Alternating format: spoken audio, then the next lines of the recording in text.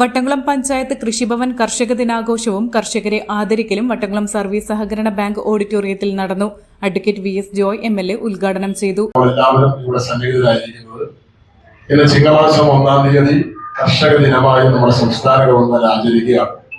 സംസ്ഥാനത്തെ എല്ലാ ഗ്രാമപഞ്ചായത്തുകളുടെയും കൃഷിഭവനുകളുടെയും ആഭിമുഖ്യത്തിൽ ഇതുപോലെ കാർഷിക ദിനമായി ആചരിക്കുകയാണ്.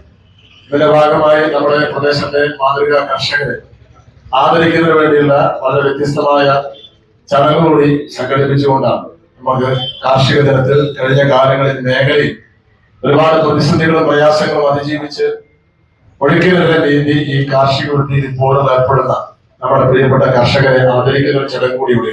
പഞ്ചായത്ത് പ്രസിഡന്റ് പി ഷാജിമോൾ അധ്യക്ഷയായി. തവനൂർ കൃഷി അസിസ്റ്റന്റ് ഡയറക്ടർ PV വിജീഷ് പദ്ധതി വിശദീകരിച്ചു.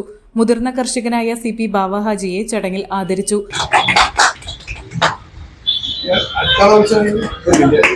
മുതിർന്ന കർഷകരായിട്ട് ഒരാളെ കൂടി തെരഞ്ഞെടുത്തിട്ടുണ്ട്. പഞ്ചായത്തോടൊപ്പം സുബ്രഹ്മണ്യം.